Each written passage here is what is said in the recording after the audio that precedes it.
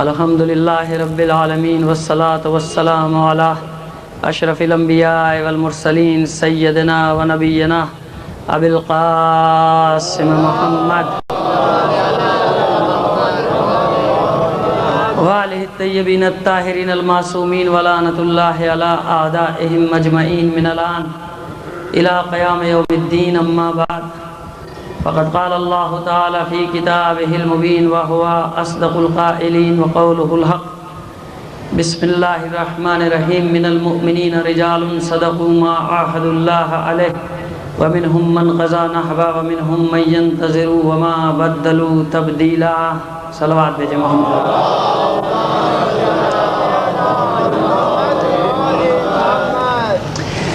مومنین کرام، یہ کچھ نام پڑھ رہا ہوں. مرحوم سید حامد حسین زیدی، سید شوکت حسین زیدی، سید محمد ذکی زیدی، سیدہ صدیقہ بیگم اور سیدہ بیگم.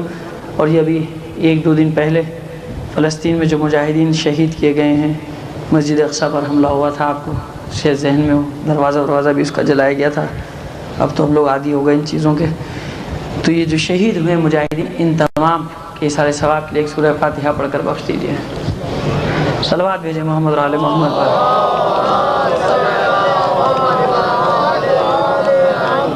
عزیزان محترم، کل کی مجلس میں نے ایک ازدی کا ذکر کیا تھا، عامر بن ربیعہ کے جاسوس کا.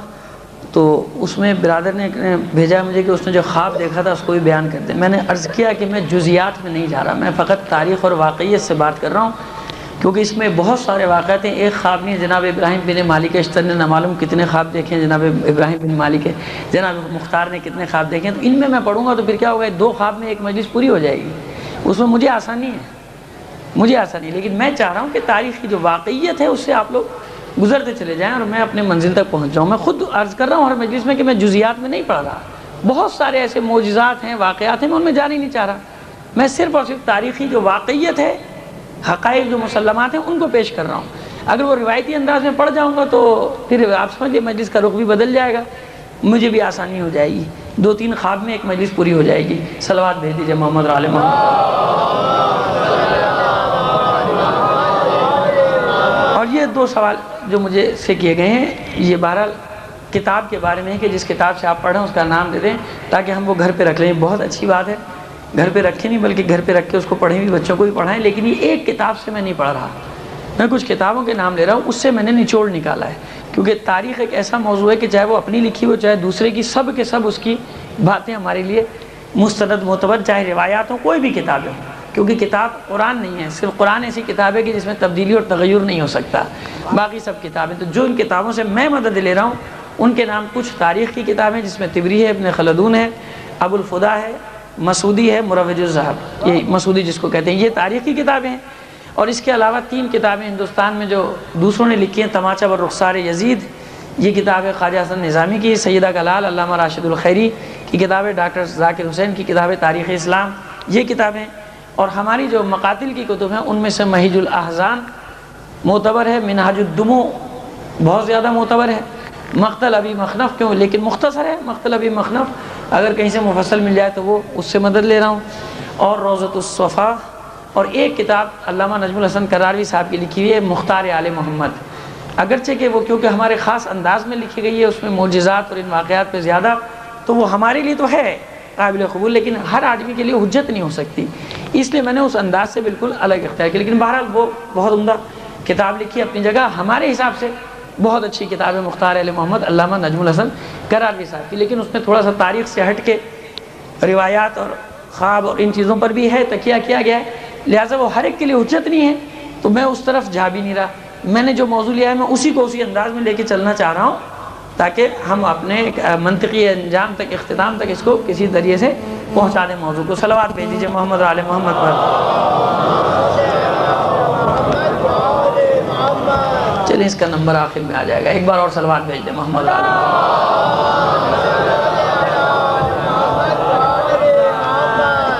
عزیزان محترم، کل میں آپ کی خدمت میں عرض کر چکا کہ جناب ابراہیم بن مالک اشتر واپس پہنچے، کچھ دن ہوا، کچھ انتظار کیا اور اس کے بعد موصل کی طرف روانہ کیا جناب ابراہیم بن مالک اشتر کو جناب مختار نے کہ ابن زیاد کا جب تک یہ سب سے بڑا جو ذمہ دار ہے اس وقت زندہ لوگوں میں، جب تک اس کا خاتمہ نہیں ہوتا اس وقت تک مجھے چین نصیب نہیں ہوگا۔ جناب ابراہیم بن مالک اشتر تھوڑا سا اختلاف کرتے ہیں یہاں، وہ کہتے ہیں کہ دیکھیں ابھی یہ کوفے کے سارے لوگ آپ کے تحت آئے نہیں ہیں، قاتلان حسین کی ایک بڑی تعداد جمع ہے، اگر میں آپ کے پاس سے ہٹ گیا تو یہ یورش کریں گے، آپ پر حملہ کریں گے۔ جناب مختار کہتے ہیں کہ نہیں، میرے پاس کچھ افراد کو چھوڑ کے تم چلے جاؤ، میں چاہتا ہوں کہ جلد از جلد اس ابن زیاد کا خاتمہ ہو، عبید اللہ ابن زیاد کا خاتمہ ہو۔ تو ایک بڑا لشکر لے کے جناب ابراہیم بن مالک اشتر روانہ ہوتے ہیں موصل کی طرف۔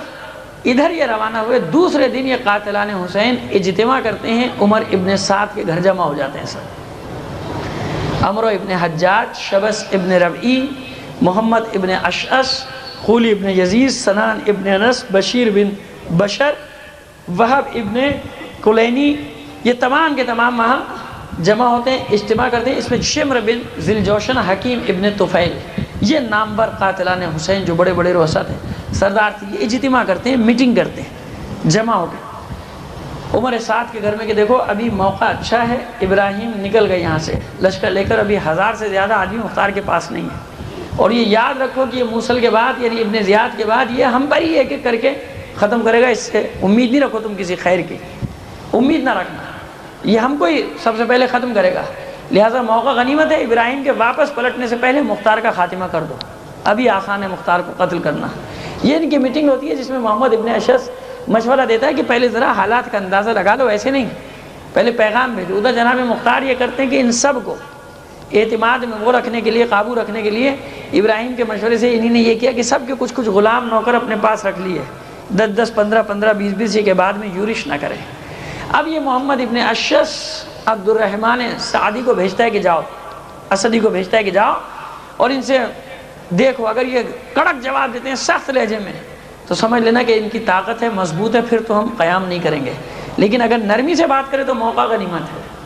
یہ جناب مختار کے پاس پہنچے اور جا کے بتایا کہ کوفے کے یہ بڑے بڑے رؤسا آپ سے ناراض ہیں اور یہ چاہتے ہیں کہ آپ امارت سے علیحدگی اختیار کر لیں، آپ حکومت کو چھوڑ دیں۔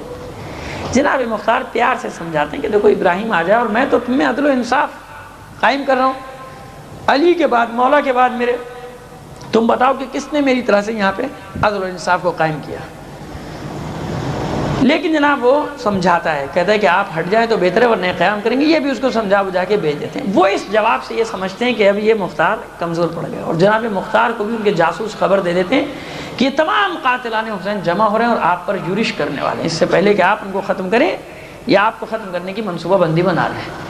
انہی نے اپنے غلام خیر کو ایک خفیہ خط لکھا اور کہا تو ابھی پہلی فرصت میں نکل جا، اور یہ بات تیرے اور میرے سوا کسی کو نہیں معلوم ہونی چاہیے، ابھی ابراہیم موصل نہیں پہنچیں گے، راستے میں پہنچ۔ اس خط میں لکھا ہے کہ ابراہیم جہاں میرا خط ملے وہاں سے واپس پلٹ پڑو۔ کوفے میں قاتلان حسین انتظام کر رہے ہیں، منصوبہ بندی کر رہے ہیں، سازش کر رہے ہیں کہ حملہ کیا جائے، موقع غنیمت ہے اور ختم کر دیا جائے۔ اور ادھر یہ واپس پہنچا، اس نے کہا بھائی یہ کمزور پڑ گئے۔ محمد ابن اشعث قیادت کرتا ہے ان قاتلان حسین کی، محلہ صباح جو ان کا سب سے بڑا مرکز ہے بنو امیہ کا، اس محلے میں یہ سارے جمع ہو جاتے ہیں، بہت بڑی تعداد ہے، کوئی 7-8 ہزار ادھر ادھر سے بھی اپنے جمع کر لیتے ہیں یہ افراد کو، اور محمد ابن اشعث کو اپنا سردار بناتے ہیں، سب اس کے تحت آ جاتے ہیں جتنے بھی ہیں قاتلان حسین، کہ اس سے پہلے کہ مختار ہمیں مارے ہم اس کا خاتمہ کر دیں، اس کو قتل کر دیں۔ عزیزان محترم، جناب مختار اپنے کچھ ساتھیوں کو لے کے جب انہیں معلومات نکلے اور محلہ صبا میں پہنچ گئے 500 افراد کو لے کے، ان کے غلاموں سے بھی بیعت لی کہ دیکھو اگر تم جانا چاہتے ہو چلے جاؤ، میں نے تمہیں زبردستی نہیں بلایا، یہ بہانہ بنانے کے ہمارے غلاموں کو زبردستی لے گئے۔ تو جو غلام ان کے پاس آئے تھے وہ کہتے ہیں کہ امیر ہم ان بخیلوں کے پاس، ان کنجوسوں کے پاس نہیں جائیں گے، وہ ظالم ہیں، وہ بد کردار ہیں، ہم نے تجھ جیسا کریم کسی کو نہیں پایا، اب ہم تیرے قدموں میں جان دیں گے۔ تو انہی کے غلاموں کا 500 کا لشکر بنایا جناب مختار نے، محلہ صبا میں پہنچے اور ابھی مذاکرات کا آغاز کر رہے ہیں کہ بھئی کیا تم لوگ یہ کیوں شورش کر رہے ہو، کیوں سر اٹھا رہے ہو، جبکہ ابھی تک مجھے تم سے کوئی سروکار نہیں۔ لیکن یہ مذاکرات آخر ناکامی تک پہنچنے تھے، جنگ شروع ہوئی، حملہ شروع ہوا، جناب مختار خود اس جنگ میں حصہ لے رہے ہیں۔ ادھر جناب ابراہیم کو خط ملا اور خط ملتے ہی وہ سمجھ گئے اور فوراً انہوں نے منزلوں پر منزلیں، 3 دن کا راستہ 1 دن میں طے کیا۔ اور کوفے جب پہنچے تو حالت یہ تھی کہ جناب مختار کے سپاہیوں کے پیر اکھڑ چکے تھے، چند جانباز 40 یا 50 ان کے گرد گھیرا ڈالے ہوئے تھے، جناب مختار کی اور ان کا یورش جو تھی بڑھتی جا رہی تھی، اور جناب مختار بار بار تسلی دے رہے تھے کہ یہ مجھے قتل نہیں کر سکتے، یہ مجھے قتل نہیں کر سکتے، تم اطمینان رکھو، ابھی امداد پہنچ جائے گی۔ اور اتنے میں جناب ابراہیم کا نعرے کی آواز گونجی، یا لسرات الحسین المنتقم المنصور، اور یہ ہزاروں کا لشکر کوفے میں داخل ہوا، کوفے کی ناکہ بندی کرتا ہوا کہ کوئی باہر نہ نکلنے پائے، اور ادھر یہ لشکر آیا۔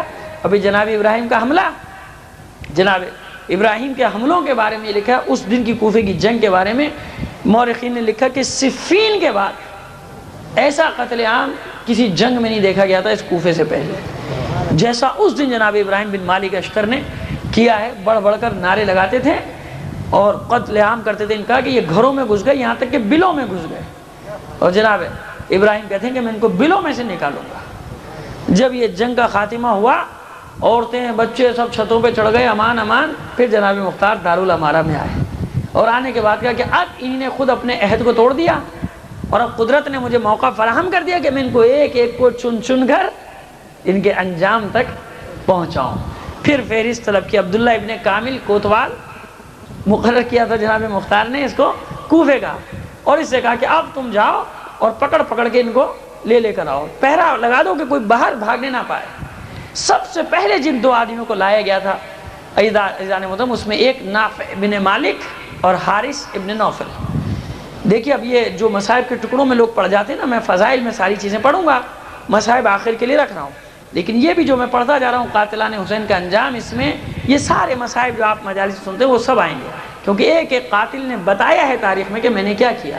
چھپا اس لیے نہیں سکتا تھا کہ خود ابن زیاد اور یزید کے دربار میں اعلان کر چکے تھے وہ قاتل کہ ہم نے یہ کیا، انعام لینے کے لالچ میں، تو پورا کوفہ اور شام جانتا تھا کہ کس کا قاتل کون ہے، کس نے بندہ لوٹا ہے، کس نے تازیانہ مارا ہے، کس نے چادر چھینی ہے، کس نے بستر کھینچا ہے، کس نے تیر مارا ہے، کس نے نیزہ، کس نے کیا چھینا، ایک ایک کی تفصیل ہر آدمی کے پاس تھی اس وقت۔ یہ مت سمجھے گا کہ صاحب یہ کیسے لوگ تھے جو مختار کو بتا دیتے تھے کہ میں نے یہ کیا، میں نے وہ کیا۔ بات یہ تھی کہ ہر آدمی کو معلوم تھا، کیونکہ یہ بتا چکے تھے، پہلے انعام لے چکے تھے، ابن زیاد سے انعام لیا تھا شام سے، اور اپنے کارنامے کے طور پہ اپنے ان مظالم کو بیان کیا کرتے تھے۔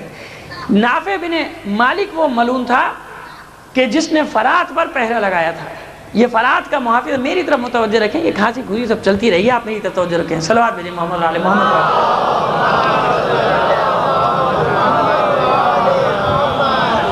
اس نے فرات پر پہرا لگایا تھا، اور اس کے لیے آرڈر یہ تھا کہ دیکھو پانی خیموں میں نہ جانے پائے، اور جب علمدار حسینی پانی لے کر جا رہا تھا تو اس نے تیروں کا مے برسا دیا تھا جناب عباس، علمدار حسینی پر تیروں کا مے برسایا تھا، جس سے پانی بہہ گیا، پانی خیموں میں نہ پہنچ سکا تھا۔ تو جب جناب مختار کو سامنے نافع بن مالک لایا گیا تو جناب مختار نے کہا کہ ملعون، تو پانی پر محافظ تھا اور تجھے یہ معلوم نہیں تھا کہ یہ رسول کے بچے ہیں جو التش التش کر رہے ہیں؟ یہ کہتا ہے امیر مجھے معاف کر دو، اس کو تو سب اسی کام میں مشغول تھے۔ کہا کیسے سب اس کام میں مشغول تھے؟ اگر تو راضی نہ ہوتا تو جس طرح اور مومنین نے اپنے آپ کو کربلا پہنچنے سے بچایا، تو بھی اپنے آپ کو بچا سکتا تھا، تو راضی تھا، اور تو نے اس کا انعام بھی وصول کیا ابن زیاد سے بھی اور یزید سے بھی، لہذا اس کو تیروں ہی سے چھلنی کر دیا جائے۔ تو اسے کھڑا کیا گیا میدان میں اور تیروں ہی سے اس کو چھلنی کر کے، اور یہ حکم تھا مختار کا کہ ہر قاتل حسین کو کسی کو دفن نہ کیا جائے، اس کو قتل کرو اور اس کو جلا دو، اس کی راکھ اڑا دو، جلا دیا جاتا تھا مارنے کے بعد۔ حارث بن نوفل جو ملعون لائے گیا، یہ وہ خبیث ہے کہ عزیزان محترم جس نے دختر رسول ثانیہ زہرا جناب زینب کبریٰ سلام اللہ علیہا کے سر سے چادر کھینچی تھی اس ملعون نے۔ اور آپ جانتے ہیں، میرا خیال ہے کہ آج میں پوری مجلس میں یہی سلسلہ رہے گا، لہذا میں بھی مجبور ہوں، اب ماحول بھی ویسے ہی بن جائے، مجھے کوئی اس کا وہ نہیں ہے۔ تو عزیزان محترم یہ وہ ملعون ہے کہ جس نے، میں نے پڑھا ہے تو آپ کی خدمت میں عرض کر رہا ہوں، ورنہ میں جرت نہ کرتا یہ جملہ کہنے کی کہ اس ملعون نے ثانیہ زہرا کے چہرے پر تازیانہ مارا تھا۔ یہ وہ خبیث ہے۔ بس جناب مختار نے جس کا یہ ظلم سنا، دھاڑے مار مار کر رونے لگے، ملعون تجھے یہ خیال نہیں آیا کہ وہ رسول کی نواسی ہے؟ تو نے اس کے سر سے چادر کھینچی، اسے تازیانہ مارا، اس کے ہاتھ پیر کٹوا کے اسی طرح ڈال دیا، جب وہ مر گیا تو پھر اس کو جلا دیا اس ملعون کو۔ تیسرا میں آپ کی خدمت میں عرض کر دوں کہ 400 500 کی ٹولیوں میں لا کے قتل کیا ہے قاتلان حسین کو. میں جو آپ کے سامنے ذکر کر رہا ہوں یہ مشہور ملائین کا ذکر کر رہا ہوں، بڑوں کا. 120 ایک دفعہ لائے گئے، 400 لائے گئے، 450 لائے گئے، 800 کی تعداد میں. عبداللہ ابن کامل اور جناب ابراہیم جاتے تھے، جہاں یہ چھپے ہوتے ان کو پکڑ کے لاتے تھے، قتل عام ان کا ہوتا تھا. میں مشہور لوگوں کا خولی ابن یزید السیداوی جب یہ ملعون گرفتار ہوا ہے، اور خولی کا جرم آپ جانتے ہیں. خولی نے چادر چھینی سر سے، خیموں کو آگ لگائی 2، اور جناب سکینہ کے کانوں سے گوشوارے کھینچے. کہتا ہے کہ جب انہوں نے انکار کیا تو میں نے منہ پر تماچے مار کے اس بے دردی سے گوشواروں کو کھینچا تھا کہ اس معصوم بچی کے کانوں سے لہو کی دھار بہنے لگی. ابھی کہتا ہے میں خیمے میں داخل ہوا جہاں علی ابن الحسین بیمار حالت میں پڑا تھا. جب مجھے کچھ نظر نہیں آیا تو میں نے اس بے دردی سے بستر بیمار کے نیچے سے کھینچا تھا کہ وہ کئی بار زمین پر پلٹ گیا، بیمار کئی بار. اس کے بعد میں نے خیموں کو آگ لگا دی. اور یہ خولی گرفتار کیسے ہوا تھا عزیزان محترم؟ یہ وہ خولی ملعون ہے کہ جس کی ذمہ داری تھی، کیونکہ ایک دن رک گیا تھا تو عمر سعد نے سر اس کے حوالے کیا تھا کہ تو لے جا. جب رات کو یہ کوفہ پہنچا تو اس نے رات کو سر اپنے گھر میں رکھا کہ صبح ہو جائے گی تو اپنے زیاد کیا لے جاؤں گا. یہ گرفتار کیسے ہوا؟ جب اس کے گھر پہ گئے ہیں عبداللہ ابن کامل کو گرفتار کرنے، تو اس کی 2 بیویاں تھیں، ایک شامی تھی اور ایک کوفی. تو جو شامی تھی اس نے کہا کہ 1 مہینہ ہو گیا خولی گھر میں نہیں ہے. دوسری بیوی نے کہا مجھے نہیں معلوم، لیکن اشارہ کیا بیت الخلاء کی طرف. مجھے نہیں معلوم وہ کہاں ہے، لیکن اشارہ کر دیا. سپاہی اندر داخل ہو گئے. سپاہی داخل ہوئے تو یہ ٹوکری سر پہ رکھ کے کھجوروں کی بیت الخلاء میں چھپا بیٹھا تھا. اس کی مشقیں کسی، اور پھر یہ کہتا ہے کہ 5000 دینار مجھ سے لے لو، 5000 دینار درہم لے لے اور مجھے چھوڑ دے، مجھے فرار ہونے دے. عبداللہ ابن کامل کہتا ہے کہ ساری دنیا کی دولت سے زیادہ مجھے تیرا قتل عزیز ہے. میں تجھے قتل کرنے کو عزیز کر رکھتا ہوں ساری دنیا کی دولت سے زیادہ. اور وہ جب جانے لگے تو وہ جو کوفی یہ کہتی ہے کہ اے کوتوال مجھے بھی امیر مختار کی خدمت میں لے چل، اور اس کو بھی پکڑ کے ساتھ لے چلیے. دوسری شامی اور جو بتانا چاہتی ہوں کہ یہ کتنی بڑی دشمن اہل بیت ہے. ان تینوں کو ساتھ لے جایا گیا، خولی کو زندان میں ڈال دیا گیا، دونوں بیویاں سامنے. اب یہ امیر مختار کو کہتی کہ مختار میں انتظار کر رہی تھی کہ کب تو خروج کرے گا اور کب اس ملعونہ سے جو دشمن اہل بیت ہے میں اس سے انتقام لوں، اس آگ کا جو آج تک میرے سینے میں جل رہی ہے. مختار نے کہا واقعہ بیان کر کہا کہ واقعہ یہ ہوا کہ 10 محرم 61 ہجری کو میں کہیں گئی ہوئی تھی. رات کے وقت جب گھر میں آئی تو یہ ملعونہ سج دھج کے میرے سامنے رقص کر رہی تھی. تو میں نے اس سے کہا کہ کیا بات ہے آج تو بہت خوش. کہ میں خوش کیوں نہ ہوں، آج ابو تراب کے بیٹے حسین کو قتل کر دیا گیا. میں نے کہا بدبخت تو کیا بکواس کرتی ہے؟ کہا کہ ہاں، اور اگر تجھے یقین نہیں آ رہا تو اپنے مولا کے سر کو دیکھ لے، وہ دیکھ وہ پڑا ہوا ہے تشت میں، تخت کے نیچے. کہا میں فریاد کرتی ہوئی دوڑ کر میں نے سر کو گود میں لیا، میں ماتم کرنے لگی، اور یہ ملعون ناچتی جاتی تھی، رقص کرتی جاتی تھی اور خوشیاں مناتی جاتی تھی.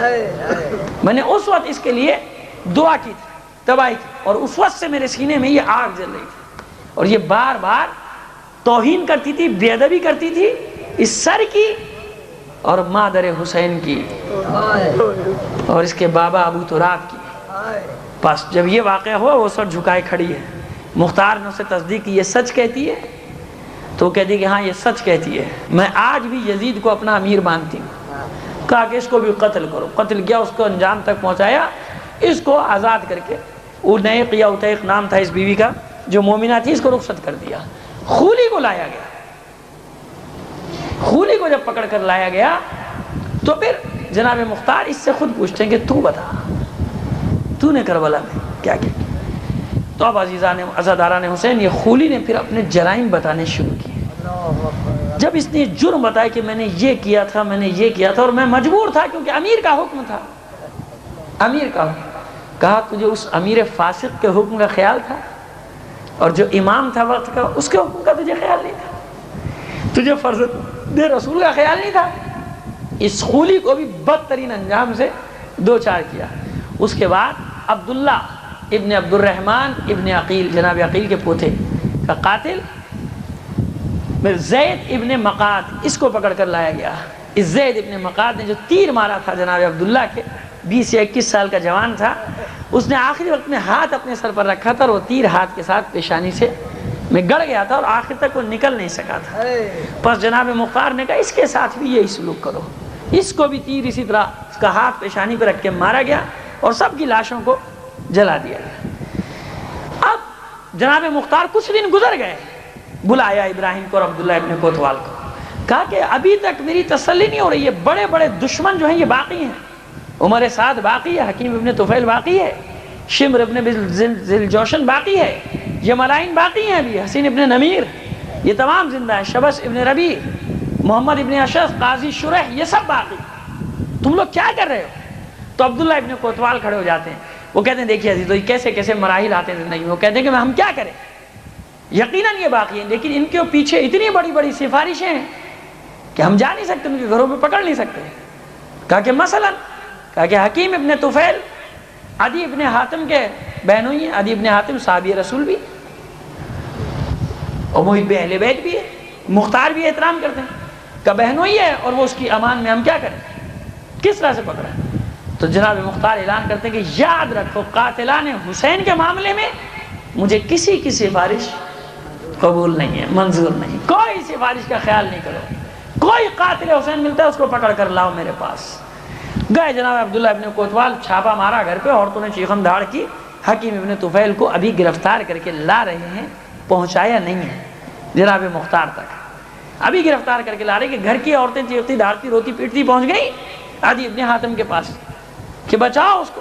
لے گئے. اب یہ عدی ابن حاتم پہنچے مختار کے پاس، مختار نے احترام سے عزت سے بٹھا دیا اور کہا کہ وہ حکیم ابن طفیل کی سفارش لے کر آیا، اس کو بخش دو. جناب مختار کہتے ہیں کہ عدی آپ صحابی رسول ہیں، آپ کو نہیں معلوم کہ وہ فرزند رسول کے قاتلوں میں سے ہے، آپ کو نہیں معلوم کہ قاتلوں میں سے؟ کہا کہ میں سب کچھ جانتا ہوں لیکن اس کے باوجود میں مجبور ہوں اس کی سفارش کرنے پہ، میرا بہن. اب یہ گفتگو جاری ہے، ادھر عبداللہ ابن کوتوال لے کر چلے، انہیں معلوم ہے کہ عدی ابن حاتم پہنچے گا مختار کے پاس. مشورہ کرتے ہیں ساتھیوں سے کہ ایسا نہ ہو کہ مختار صحابی رسول کے احترام میں اس کو بخش دیں، کیوں نہ ہم اس کو یہیں پہ انجام پہ پہنچا دیں. اور یہ حکیم ابن طفیل کون ہے؟ جناب عباس کا قاتل. یاد رکھیں اس ملعون نے وہ گرز مارا تھا علمدار حسینی کے سر پہ کہ جس کی ضربت سے میرا مولا گھوڑے سے نیچے آیا تھا، اس ضربت کو کھا کر نیچے آیا عزاداران حسین. بس بڑا دل چاہ رہا ہے، اپنے آپ کو کنٹرول کر رہا ہوں، مصائب کے حصے میں تھوڑا سا ذکر کر دوں گا اس ضربت کا. یہ وہ ملعون ہے. عبداللہ ابن کوتوال کہتے ہیں کہ یہ وہ ملعون ہے جس نے عباس ابن علی کو قتل کیا تھا، ان کے سر پہ ضربت ماری تھی گرز کی، لہٰذا ہم اس کا یہی خاتمہ کر دیتے ہیں. وہیں پر اس کو اس طرح سے ساہی، جس کو کہتے ہیں نا جو اپنے کانٹے کھڑے کر لیتا ہے، اتنا تیر باران کیا کہ وہ ساہی بن گیا.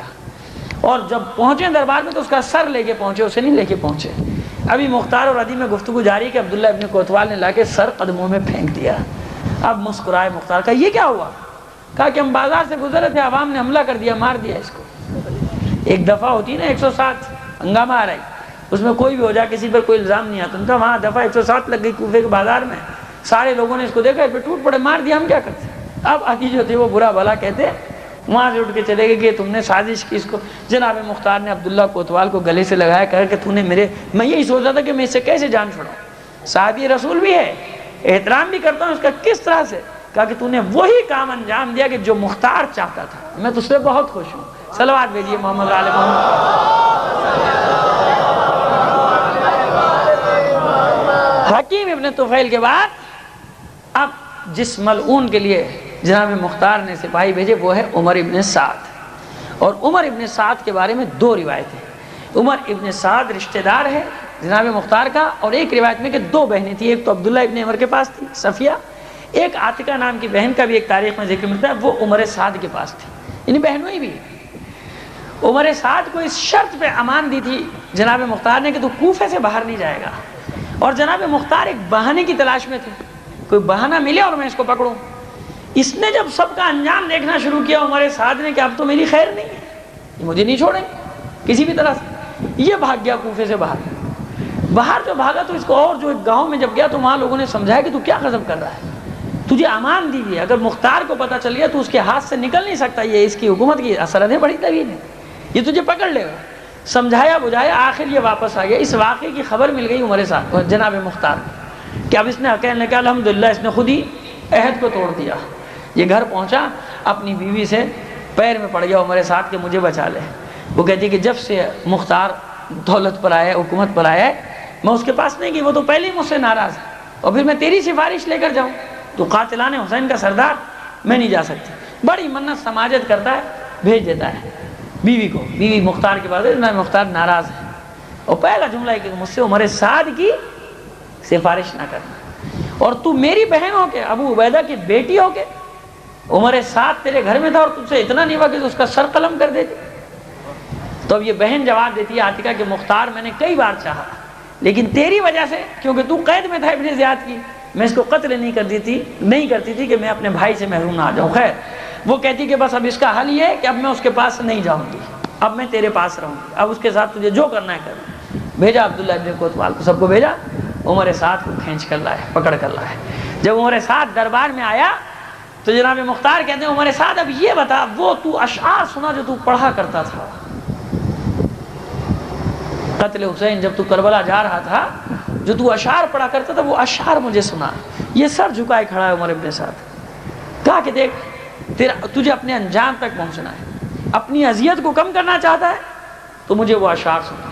پھر اس نے وہ اشعار سنا ہے جن اشعار میں اس نے کہا تھا کہ میں کتنے عجیب موڑ پر آ کے کھڑا ہو گیا ہوں، دو راہوں میں سے مجھے ایک راستہ اختیار کرنا ہے، ایک طرف میری آنکھوں کی ٹھنڈک، رے کی سلطنت، ایک طرف میری آنکھوں کا سکون، میرے دل کا چین، میری امیدیں، رے، اور دوسری طرف قتل حسین، کہ میں جانتا ہوں کہ حسین کے خون سے ہاتھ رنگنے کے بعد پھر جہنم کی آگ میں اور میرے درمیان کوئی چیز حائل نہیں ہوگی، لیکن میں نے سنا ہے کہ یہ جنت، دوزخ، عقاب، ثواب یہ بعد کی باتیں ہیں، یہ لوگوں کی سنائی ہوئی باتیں ہیں، پتہ نہیں ہو کہ نہ ہو، اور رے کی سلطنت یہ تو میرے سامنے ہے۔ آپ جانتے ہیں اس کے ساتھ کیا ہوا تھا؟ خسرت دنیا والآخرہ، کہ یزید نے اس کو رے کی سلطنت کا پروانہ بھیجا کہ رے کی، ابن زیاد نے روک لیا، کہا کہ اب یہ معاہدہ ہے کہ جب تو کربلا سے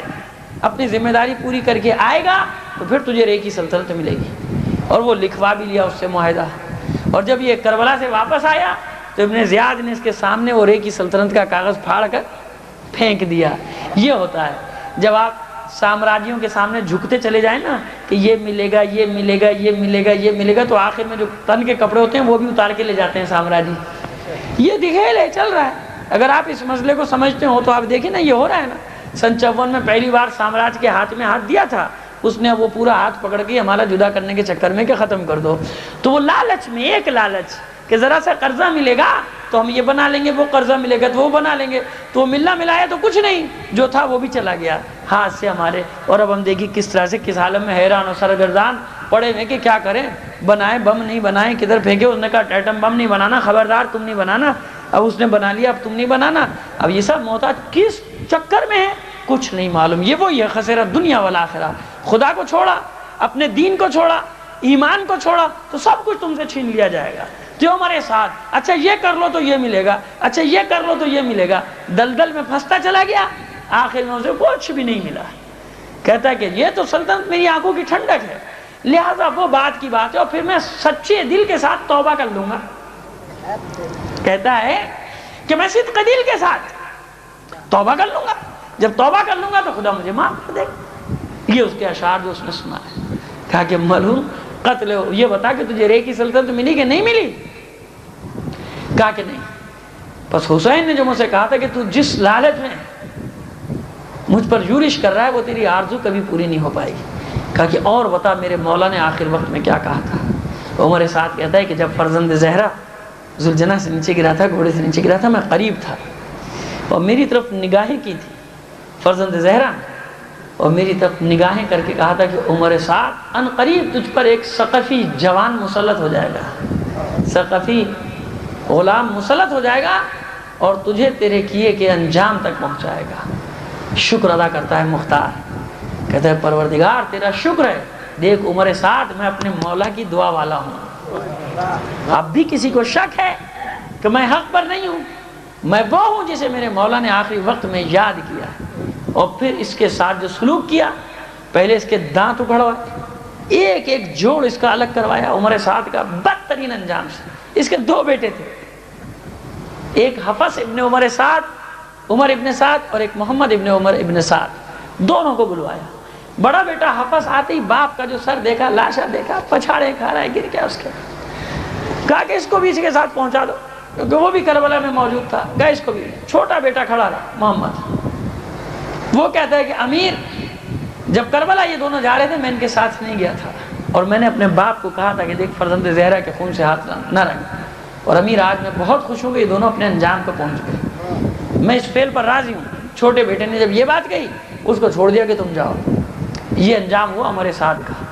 اس کے بعد جن افراد کو لایا گیا، اخنس ابن مرصد، یہ ملعون، اور رضی ابن منقاد، یہ دونوں وہ ہیں کہ جب لاشے کی پامالی کے لیے کوئی راضی نہیں ہو رہا تھا تو اخنس ابن مرصد ملعون تیار ہوا تھا، اس نے سربراہی کی تھی اس گروہ کی کہ جس نے جناب سید الشہداء کے لاشے کو پامال کیا تھا، اور رضی ابن منقذ، ان دونوں کو پکڑا گیا اور ان کے ساتھ پورا گروہ، لیکن ان دو کا نام میں نے اس لیے لیا کہ یہ دونوں ملعون سربراہ تھے لاشے کو پامال کرنے کے۔ تو بس یہی سلوک کیا اس کے ساتھ جناب مختار نے، ان کو میخوں سے گاڑ دیا زمین پہ اور ان پر گھوڑے دوڑا دیے، بعد میں ان کو واصل جہنم کیا گیا۔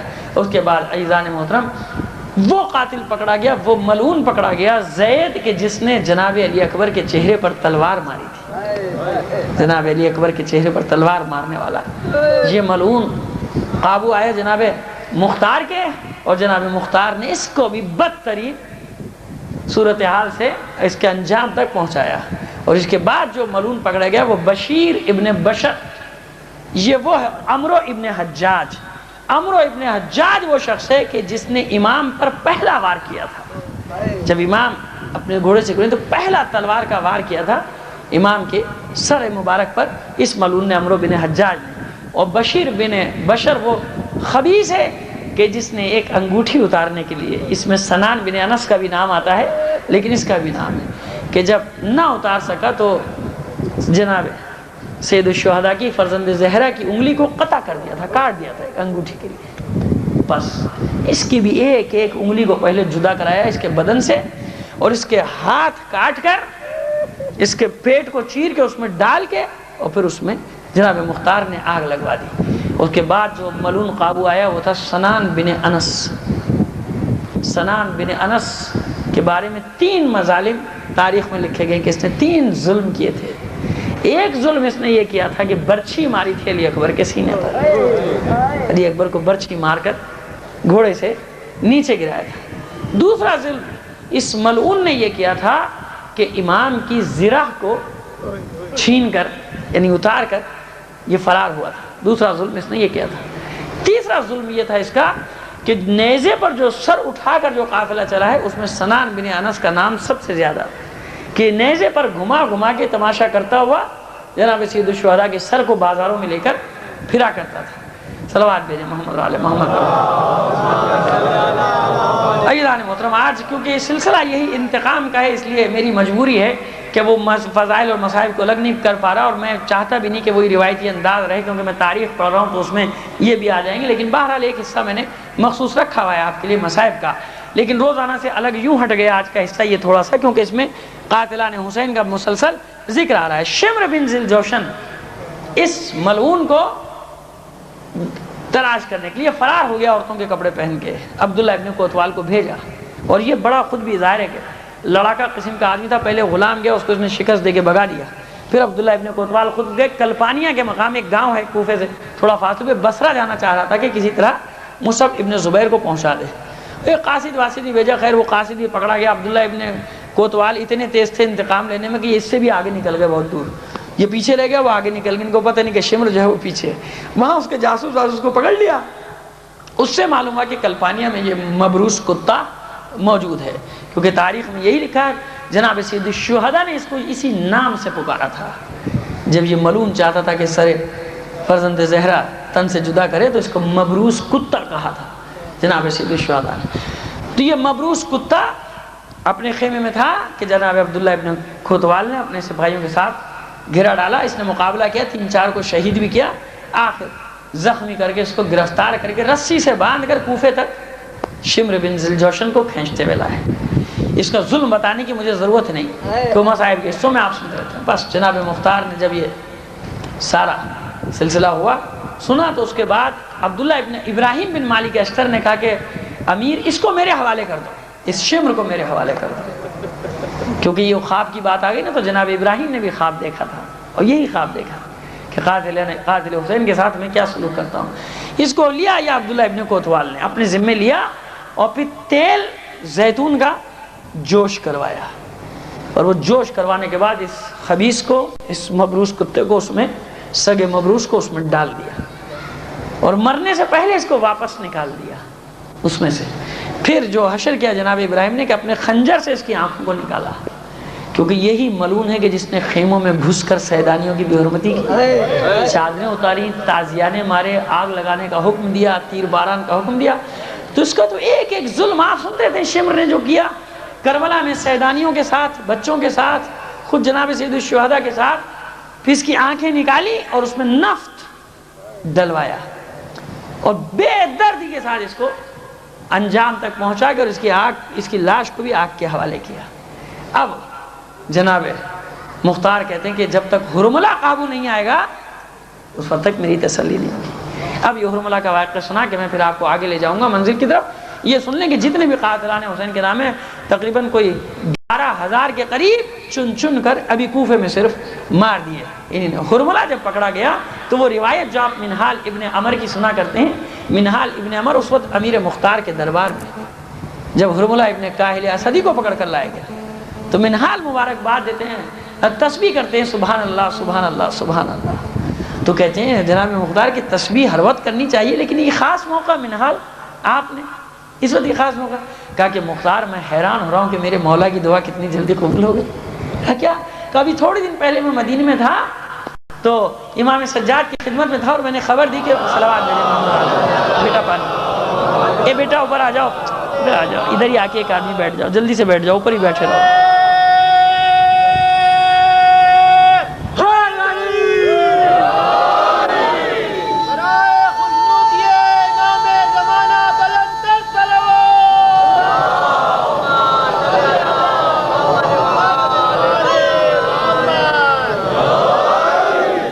تو ایدان محترم منہال کہتے ہیں کہ امام نے کو جب میں نے خبر دی کہ مختار نے خروج کیا تو امام نے دعائیں دی اور میں نے کہا کہ وہ ایک ایک قاتل حسین کو انجام تک پہنچا رہا تھا۔ مولا نے کہا تھا کہ یہ بتا حرملہ اب تک انجام تک پہنچا کہ نہیں پہنچا، اور مختار میں دیکھ رہا ہوں کہ دعا قبول ہوگی۔ بہرحال یہ مصائب کا ٹکڑا میں پڑھ چکا۔ تو پھر جناب مختار نے اس سے پوچھا تھا کہ تو نے کیا ظلم کیا تھا کربلا میں، تو اس نے اپنے ان 3 تیروں کا عزاداران حسین حال سنایا تھا۔ اس حرملہ کو بھی اسی وہی جو شمر کا انجام کیا وہی اسی انجام سے اسے بھی دوچار کیا۔ اب ایک اہم ترین قاتل حسین 2 آدمی رہ گئے کوفے میں جو تھے، محمد ابن اشعث اور قاضی شرح، ان کو بھی گرفتار۔ شیس ابن ربی فرار ہو گیا ملعون، یہ پہنچا جا کے عبد الملک ابن مروان کے پاس، اس کا بھی انجام پہنچ جائے گا بعد میں۔ یہ 2 آدمی رہ گئے، محمد ابن اشعث اور قاضی شرح۔ قاضی شرح جس کو آپ کہتے ہیں مفتی اعظم، جس کو آپ کہتے ہیں قاضی القضات، جس کو کہتے ہیں آپ درباری ملا، جو حکومت کی مرضی سے قتل کا فتویٰ دیتے ہیں، رہائی کا فتویٰ دیتے ہیں، کافر بناتے ہیں، مسلمان بناتے ہیں، چاند نکالتے ہیں، غروب کرتے ہیں، نکالتے ہیں، بند کرتے ہیں، 28 کو 30 بناتے ہیں، 30 کو 28 بناتے ہیں، 29 کو 27 بناتے ہیں، سارا سال آپ دیکھا کرتے ہیں نا۔ ابھی تماشا بھی 2 مہینے پہلے بھی ہوا ہے، یہی تماشا کہ وہ جو 2 3 29 کے ہوئے، تو میں نے عرض کیا تھا کہ بھیا یہ 30 کا ہے، یہ 29 کا نہیں، کیونکہ پچھلی دفعہ 28 کو ہو چکا تھا، چاند دیکھ لیا تھا لوگوں نے 28 کو، لیکن کیونکہ پہلے وہ کر چکے تھے گڑبڑیں تو پھر ان کو مجبوراً 29 کا کرنا پڑا، لہٰذا جو اب کی 29 کا ہوا تھا 29 کا نہیں تھا، 30 کا تھا۔ تو یہ سارے تماشے، کیونکہ تنخواہ بندی ہوئی ہے، مال مل رہا ہے، اب کیا کریں؟ ان کا بھائی کچھ کرو، آنکھ بند کر لو، نہیں نظر آیا کہہ دو نہیں نظر آیا، انہیں آنکھ بند کر لی کہ نظر نہیں آیا، آنکھیں کھول لو یا ایسی اینک پہن لو جس پہ باریک سی لکیر ایک پہلے سے بنی ہوئی، دیکھا انہیں چاند تو نظر آ گیا، تو چلو بھئی یہ بتا دو، صلوات بھیجیں محمد علی محمد۔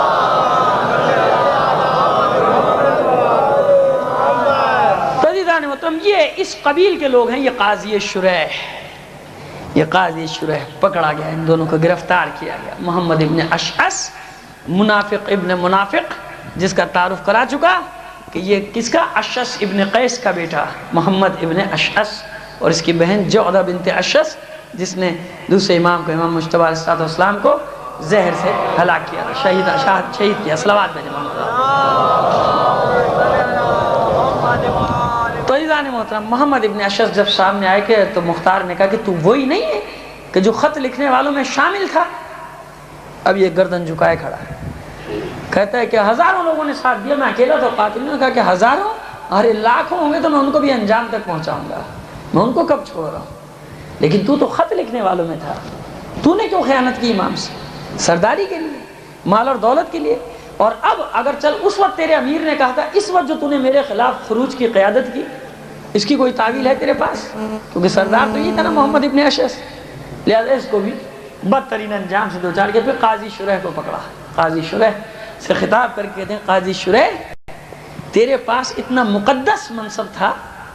عزیزو یہ منصب کی بات ہے، مقام کی بات ہے. یاد رکھیے گا کہ منبر کا احترام اور باتوں سے ہی پامال نہیں ہوتا. منبر کا احترام بہت ساری چیزوں سے پامال ہوتا ہے. کسی ایک بات کو لے کے نہ بیٹھ جایا کیجیے. منبر کے احترام کے بہت سارے تقاضے ہیں. یہی نہیں ہے کہ کسی نے کھڑے ہو کے کچھ مجھے کہہ دیا تو منبر کا تقدس پامال ہو گیا. ٹھیک ہے کہہ دیا اس نے جذبات میں آ کے، میں کیا کروں اس کا. مگر میں خود بھی تو کہیں ایسا تو نہیں کہ منبر کا تقدس تو میں خود پہلے پامال کر رہا ہوں، میں لوگوں کو کیا کہوں؟ ایسا تو نہیں ہے. تو منبر کا تقدس پامال کے اور بھی طریقے. منبر کو استعمال کرنے کا انداز، منبر پہ بات کرنے کا انداز. منبر ایسی جگہ نہیں ہے کہ جس پہ انسان بیٹھ کے معذرت کے ساتھ، کیونکہ دیکھا ہے آنکھوں سے، تو کہہ رہا ہوں آپ کی کہ تھرکنا شروع کر دے اور اس پہ اچھلنا شروع کر دے کہ مولا کائنات نے کہا بندر اچھلا کریں گے. تو منبر کا تقدس صرف ایک چیز سے نہیں ہے کہ کوئی نیچے سے کھڑا ہو کے مجھے کچھ دو جملے کہہ دے تو منبر کا تقدس پاؤ. تو مجھے کہا منبر کو تھوڑی کہا، اگر میں اس قابل ہوں تو کہا. لیکن عزیزو منبر کا تقدس ان باتوں سے بھی تو پامال ہوتا ہے نا کہ جو منبر سے کی جاتی ہیں. یہ قاضی شریح جیسے لوگ کہ جو اس منبر کو استعمال کرتے تھے، لوگ کہتے بڑا مقدس ہے بھائی، یہ منبر پہ بیٹھا ہے، فتوے دے رہا ہے، خطبے دے رہا ہے، ابو موسیٰ اشعری مقدس. لوگ کھڑے ہو جاتے تھے اگر اس کے خلاف کوئی علی والا کہتا تھا کہ یہ کیا بکواس کرے، لوگ کھڑے ہو خبردار اتنا مقدس آدمی دیکھ نہیں رہے منبر پہ بیٹھا ہوا ہے کوفہ میں، تم اس کی توہین کر رہے ہو. یہ منبر کی توہین نہیں ہے. منبر کی توہین تو وہ ضمیر فروش ملا کر رہا ہے کہ جو جانتا ہی نہیں کہ اس کو منبر سے کہنا کیا ہے. یہ منبر کی توہین ہے کہ جو منبر کے قابل نہ ہو ان بدبختوں کو بٹھا دو لے جا کے.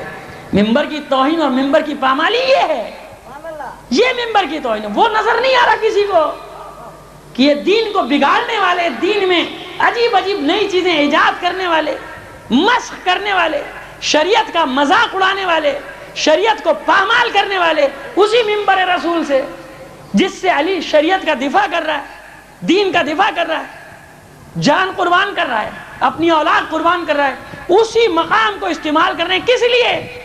کہ جس چیز کی حفاظت علی اور اولاد علی نے کی ہے اس کو مٹا دیا جائے. یہاں کسی کی زبان نہیں کھلتی کہ منبر کا تقدس پامال ہو رہا ہے.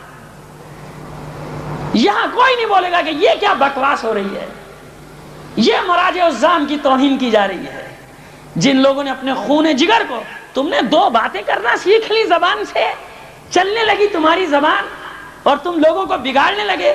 وہ جو 60 سال جن کی ٹانگیں چیر دی گئیں، شہید اول شہید ثانی، اپنے خون جگر کو روشنائی دی، اس سے تمہارے دین کو محفوظ کیا، مکتب جعفریہ تمہارے سامنے رکھا، تمہاری تاریخ مرتب کی، تمہارا دین ایمان، تمہارے اصول، تمہارے فروع، ائمہ طاہرین کے تعلیمات کو تمہارے لیے بچا کے رکھا.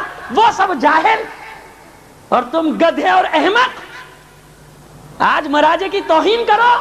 تم بڑے قابل، کیونکہ تمہیں الو بنانا آ گیا لوگوں کو کہ کیسے بتایا جائے. خطابت آ گئی، دو بات کرنی آ گئی، دو لفظ کرنے آ گئے. خدا نے تمہیں نعمت دی تھی، الرحمن علم القرآن، خلق الانسان علمہ البیان. ہم نے بیان کی قوت دی تھی، یہ خدا کی دی ہوئی نعمت تھی. کاش اس کو خدا کے راستے میں استعمال کرتے. یہ خدا نے نعمت دی تھی تمہیں کہ تم لوگوں سے بات کرو اور لوگ تمہاری طرف متوجہ ہو جائیں، اور تم نے خدا اور رسول کی خوشنودی کو چھوڑ دیا، لوگوں کی خوشنودی کو اپنے سامنے رکھ لیا کہ لوگ کس بات سے خوش ہوں گے. ہاں تو لوگ تو عمر سعد کے ساتھ لاکھوں تھے، حسین کے ساتھ 72 تھے، اور وہ بھی یہی کہتے تھے کہ ہزاروں ادھر تھے ہم ادھر چلے گئے. نہیں عزیزو، سمجھو مسائل کو، فلسفے کو سمجھو ہر چیز کے. یہ باتیں نہیں ہیں یہ دور گیا کہ یہ کل کا دین جاننے والے اور ہمیں آ کر بتائیں کہ ہمارا دین کیا ہے، اور بڑے فخر سے کہیں ممبروں پہ بیٹھ کے کہ جی میں نے، آپ تو پیدائشی شیعہ مومن ہے، میں نے تو پڑھ کے حاصل کیا ہے، میرا علم زیادہ ہے، میں زیادہ سمجھتا ہوں۔ وہ کعب الاحبار یہودی کی پیروی کرنے والے یہ لوگ کہ جو سالس کے دربار میں کھڑا ہو کر حدیثیں گڑا کرتا تھا، بتایا کرتا تھا، اور یہی کہا کرتا تھا کہ میں مطالعہ کر کے ہوا ہوں، تم پیدائشی مسلمان ہو۔ اور ابو ذر اس پہ تماچا مارا کرتے تھے، اپنی عصا مارا کرتے تھے، او یہودی کی اولاد، تو ہمیں ہمارا دین بتانے آیا ہے؟ تو مومنوں، کہ آج یہ نوبت آئے گی کہ دوسرے آ کے تمہیں تمہارا دین بتائیں کہ کیا صحیح اور کیا غلط، اور تمہیں بے راہ روی پر ڈال دیں، تمہیں اس راستے پر ڈال دیں جس کی علی نے مذمت کی ہے۔ فخر کرتے ہیں لوگ، ارے بھائی کیا بات کر دی اس نے، ہم سب کو نصیری بنا دیا، کیا باتیں کر رہے ہو، کیا علی نے مذمت نہیں کی؟ جب علی نے مذمت کر دی تو قابل فخر نہیں ہے وہ بات، جب علی نے اس کو منع کر دیا تو یا علی کی بات مانو گے کہ اس کی بات مانو گے؟ اپنے مولا کے اطاعت کرو گے یا ان کی اطاعت کرو گے کہ جو زبان کے چٹخاروں سے دین میں تحریفات ایجاد کرنے کا باعث بن جاتے ہیں، لوگوں کے عقائد کو بگاڑنے کا باعث بن جاتے ہیں؟ صلوات بھیج دیجئے محمد محمد پر۔ تو یہ ہے وہ قاضی شریح جس کے باقیات آج تک ہمارے سامنے موجود ہیں، اور ان کو ہم بھگت رہے ہیں اور پتہ نہیں کب تک بھگتتے رہیں گے۔ قاضی شریح کو بلایا، تجھے اتنا مقدس منصب دیا تھا، تیرے پاس اتنی مقدس جگہ تھی، تو قاضی کے عہدے پر بیٹھا تھا، اور ملعون تو نے قتل حسین کا فتویٰ دے دیا۔ قتل حسین کا، یہ زر و جواہر کے عوض، مال دنیا کے عوض، آج کی زبان میں کہوں پروٹوکول کے عوض، بنگلے کے عوض، گاڑیوں کے عوض، شہرت کے عوض تو نے قتل حسین کا فتویٰ دے دیا۔ ان کو بھی اپنے بدترین انجام سے دو چار کہ میں نے اشارہ کیا، کیونکہ میں نے ابھی گھڑی دیکھی، وقت بہت ہو گیا، جبکہ مجھے آگے پہنچنا ہے، ابھی آپ کو ایک منزل تک اور پہنچانا ہے۔ یہاں کوفے میں قاتلان حسین کو انجام تک پہنچانے کے بعد جب پورا کنٹرول ہو گیا کوفے پہ، تو اب جناب ابراہیم بن مالک اشتر کو کہا کہ اب تم جاؤ موصل کی طرف، اور ابن زیاد، حسین بن نمیر اور شبس ابن ربعی جو فرار ہو گیا تھا، ان تینوں کے سر جب تک نہیں آتے مجھے سکون نہیں ہوتا۔ اور یہ تینوں کہاں؟ عبد الملک ابن مروان کی پناہ میں، دمشق۔ خط لکھا، عمار غلام کو بھیجا دمشق، جناب مختار نے خط لکھا، اور خط میں لکھا کہ خدا نے مجھے مسلط کیا ہے قاتلان حسین کو ان کے انجام تک پہنچانے کے لیے، اور تین بڑے بڑے حسین بن نمیر، عبید اللہ ابن زیاد اور شبس ابن ربی تیرے پاس ہے، میرا خط ملتے ہی انہیں میری طرف روانہ کر دے۔ اب عبد الملک ابن مروان، اس کو جب یہ خط ملے گا تو اس کا کیا؟ اچھا مجھ سے یہ کہا جا مختار کو پیغام دے کے قریب پہنچ رہا ہوں تیری موت بن کر۔ خیر وہ دربار کا واقعات، وہ جزیات کے جناب مختار کے غلام نے کس دلیری سے وہاں دلیری اور بہادری اور شجاعت کا مظاہرہ کیا، واپس پہنچا۔ ادھر ابن زیاد کو 1 لاکھ کا لشکر دیکھے عبد الملک ابن مروان نے کہا اب تو جا اور خاتمہ کر۔ حسین بن نمیر اور شبس ابن ربی یہ دونوں بھی ساتھ، ادھر سے یہ چلا موصل کی طرف، ادھر سے ابراہیم بن مالک اشتر 24,000 کا لشکر لے کے چلا۔ اب عزادارو اور 2-3 تاریخی نکات آپ کے سامنے پیش کر دوں، بنیادیں کہاں پڑیں کہ بعض کاموں کی، یہ تو درست ہے کہ عزاداری کی بنیاد کوفے میں پڑی، شام میں پڑی، ماتم مجلس ثانیہ زہرا نے اس کی بنیاد ڈال دی، لیکن پہلی باضابطہ اور باقاعدہ مجالس کہاں ہوئی کہ جب جناب ابراہیم بن مالک اشتر نکلے ہیں۔ تکرار کر دوں ایک جملے کی، کیونکہ اتنا اس وقت یہ اتنا مجمع نہیں تھا پہلی مجلس میں جب میں نے بات کہی تھی، تو جناب مختار جب کوفے سے رخصت کرنے کے لیے نکلے، پا پیادہ ننگے پیر اور ساتھ ساتھ چل رہے ہیں جناب ابراہیم کو چھوڑنے کے۔ ابراہیم کہتے ہیں آپ چلے جائیے واپس، کہتا ہے کہ نہیں ابراہیم، تم دشمنان اہل بیت کو قتل کرنے کے لیے جا رہے ہیں۔ ابن زیاد کو میرا دل چاہتا ہے کہ نصرت اہل بیت میں میرے پیر جتنے گرد آلود ہو جائیں اتنا مجھے زیادہ ثواب ہوگا۔ تو عزیزو یہ ننگے پیر چلنے کی سنت مختار نے پہلے سے ڈالی تھی، خیر واجبات میں سے نہیں ہے، ضروریات میں سے نہیں ہے، لیکن یہ محبت میں اگر آپ اس طرح سے کرتے ہیں، اپنا اولیاء بناتے ہیں 10 محرم کو، تو یہ بھی مختار کی سنت تھی کہ اس کے بعد مختار سب سے پہلے تھا کہ جو نصرت اہل بیت میں پابر ہے نا، جناب ابراہیم بن مالک اشتر کے ساتھ دور تک گیا اور کہا کہ میں چاہتا ہوں کہ نصرت اہل بیت میں میرے پیر گرد آلود ہو جائیں۔ تو عاشور کے دن اگر تھوڑی دیر گرمی سے بچنے کے لیے سائے میں بھی اگر آپ ننگے پیر ہو جایا کریں نا تو بہت ثواب ہے. صرف یہ سوچ کر کہ ہم نصرت حسینی کے لیے تو نکلے ہیں عاشور کے دن, تو ہمارے پیروں میں ذرا سی گرد لگ جائے اچھی بات ہے, گریبان چاک ہو جائے اچھی بات ہے, سر پہ تھوڑی سی خاک ڈال لیں اچھی بات ہے. عزیزو, یہ تو آج سے 25-30 سال پہلے تک بھی یہ احترام دیکھا جاتا تھا عاشور کا, اب پتہ نہیں کیا ہو گیا, لوگوں کو بہت ترقی یافتہ ہو گئے. شب عاشور میں جو چیزیں دیکھنے کو ملتی ہیں ایسا تو نہیں تھا نا 30-35 سال پہلے. کتنا تقدس, کتنا احترام, نہ ایسے خواتین کے ہجوم اور جلوس جایا کرتے تھے ایک امام بارگاہ سے دوسری امام بارگاہ, دوسری امام بارگاہ سے تیسری. بھائی آپ گھر میں بیٹھ جاؤ, ماتم کر لو, کیوں نہ محرموں میں تماشا بنوا رہی ہو, تمہارے گھر میں اذاخانہ نہیں ہوگا, پڑوس کیا ہوگا, یہ کیا میلے کیسا سما بناتے ہو بابا.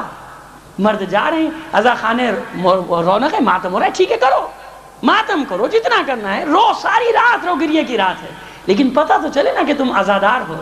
یہ تو نہ لگے کہ تم کسی فنکشن میں جا رہے ہو. معذرت کے ساتھ میں تو کہہ دیتا ہوں, آپ کو اچھا لگے یا برا لگے, ایسا تو نہ لگے کہ کوئی میلہ ہو رہا ہے, ایسا تو نہ ہو کہ کوئی چراغاں ہو رہا ہے, ایسا تو نہ لگے کہ آپ کہیں گھومنے پھرنے جا رہے ہیں, ہاتھوں میں ہاتھ دیے سارے دوست اور عورتیں ادھر بے پردہ, کیونکہ سیدانیوں کی چادریں چھین لی گئیں لہذا ہمیں کیا ضرورت. تو شب عاشور بے پردہ, دوسروں کو انگلی اٹھانے کا موقع کون دے رہا ہے؟ ہم خود.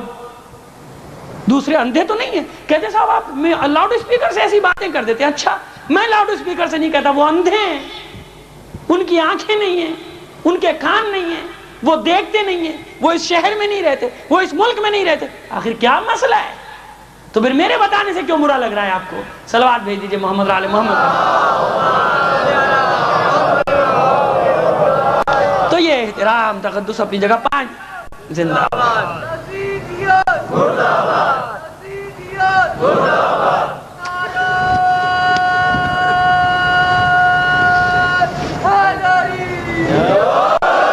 بس 5-10 منٹ اور آپ کے لینا چاہتا ہوں اضافی آج بھی, کیونکہ آگے سے 2 ہی مجلسیں رہ گئیں اگر میں زندہ رہا تو. اب عزیزان محترم, یہ جناب مختار نے اس انداز میں خدا حافظ کیا ابراہیم بن مالک اشتر کو, اور یہاں سے 24,000 کا لشکر لے کر چلے عراق کی سرزمین میں داخل ہوئے. یعنی تکریت کی, عراق تو اب یہ سارے ہی ہو گیا, اس وقت ذرا الگ الگ تھے علاقے. تکریت اور تکریت کے بعد موصل. تکریت میں جب پہنچے اور لوگوں کو معلوم ہوا کہ قاتلان حسین سے انتقام لینے کے لیے لشکر گزرے گا, جناب ابراہیم نے صرف پیغام بھیج دیا کہ ہمیں تم سے کوئی سروکار نہیں, ہمیں راستہ دے دو آگے موصل تک جانے کا. ادھر سے یہ نکلے. تکریت میں جب یہ معلوم ہوا کہ قاتلان حسین سے انتقام لینے کے لیے آ رہے ہیں تو سارے مرد عورتیں جمع ہو گئے کوٹھوں پہ, بازاروں پہ, واہ حسینہ واہ حسینہ کی صداؤں سے استقبال کیا اس لشکر کا. جمع ہوئے جامع مسجد میں, جمع ہوئے جامع مسجد میں. جناب ابراہیم بن مالک اشتر نے مجلس پڑھی, جس کو آپ کہتے ہیں خطبہ. خطبہ دیا جناب ابراہیم بن مالک اشتر نے, اپنے آنے کا مقصد بتایا, کیونکہ لوگ زر و جواہر لے کر آ رہے تھے, کہہ رہے تھے کہ مفت میں سارا سامان دن. تو جناب ابراہیم بن مالک اشتر نے کہا کہ ہمیں کسی چیز کی ضرورت نہیں, ہم تو ان لوگوں سے انتقام لینے کے لیے نکلے جنہوں نے 3 دن کا بھوکا پیاسا کربلا میں آل رسول کو قتل کر دیا ہے. مسائل پڑھے, پورا واقعہ کربلا جتنی دیر تک پڑھ سکتے تھے پڑھے.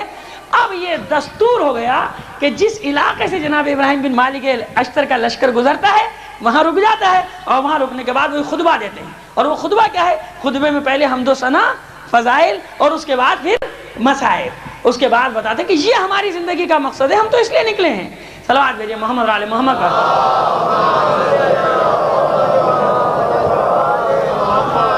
نصیبین کا مقام آیا. نصیبین کا جو والی ہے حنظلہ ابن عمار ثعلبی, اس کو خط لکھا جناب ابراہیم نے کہ دیکھو ہماری تم سے کوئی جنگ نہیں, ہمیں صرف راستہ دے دو آگے جانے کا. اس کو جب یہ پتہ چلا وہ خدمت میں حاضر ہوا, کہا کہ مجھے معلوم ہے کہ آپ زر و جواہر قبول نہیں کریں گے, لیکن میرے پاس 10,000 کا لشکر ہے, اور ہم بھی چاہتے ہیں کہ قاتلان حسین سے انتقام لیں آپ کے ساتھ. یہ جناب 34-35 ہزار کا لشکر بنا. اس کو بھی میں نے خلاصہ کیا. اس سے آگے بڑھے ماردین, ایک چھوٹا سا قلعہ تھا, اس قلعے کا کوتوال تھا دردان. وہ ڈر کے اس نے دیکھا اتنا بڑا لشکر آ رہا ہے, بند بند ہو کے بیٹھ گیا. تو اس کو پیغام بھیجا کہ بھائی اب تو راستہ کھول دے, بس ہم آگے جانا چاہتے ہیں. ابن زیاد ہے ہمارا پاس, تو نہیں ہے. تو دردان کو جب اس کے قاصد نے آ کر بتایا کہ یہ تو مختار کا لشکر ہے, تو پھر اس نے کہا کہ میں اکیلے میں ملنا چاہتا ہوں ابراہیم سے. جناب ابراہیم سے ملا اور کہا کہ ابن زیاد آپ سے پہلے یہاں سے آگے گزر چکا ہے, اور نہر خاضر کے پار اس کا لشکر ہے, اور اس کے بچے بیویاں کنیزیں سب میرے پاس ہیں, اس کا مال دولت سب کچھ میرے پاس امانت رکھے گیا ہے, اور میں خود نہیں چاہتا کہ میں اس ملعون کا ساتھ دوں, لہٰذا آپ جو چاہیں فیصلہ کریں. اب جناب ابراہیم کو جب یہ معلوم کر ٹھیک ہے, پہنچے, اور جناب سب اس کے جو بیٹے تھے 4 بیٹے, ان کا بھی وہیں سب کا خاتمہ کیا. مال و دولت وہیں علاقے والوں کو بانٹ دیا، اسلحہ وسلح اپنے ساتھ. اور پھر ابن زیاد تو جب یہ معلوم ہوا کہ اس کے بیوی بچے سب قتل کر دیے ابراہیم نے، اب یہ نہر کے ایک طرف ان کا لشکر، ایک طرف ابراہیم کا ہے. وہاں سے ابن زیاد کا لشکر چلا. پہلی جو جھڑپ ہوئی ہے ان میں، اس پہلی جھڑپ میں ابن زیاد سمجھ کے ابراہیم نے اس کے غلام کو مار دیا تھا، لیکن بعد میں پتہ چلا کہ اس کا غلام تھا، ابن زیاد نہیں تھا. 30,000 تاریخ میں کہ 30,000 زیادیوں کو پہلی جھڑپ میں ابراہیم بن مالک اشتر کے سپاہیوں نے قتل کیا. صلوات بھیجیں.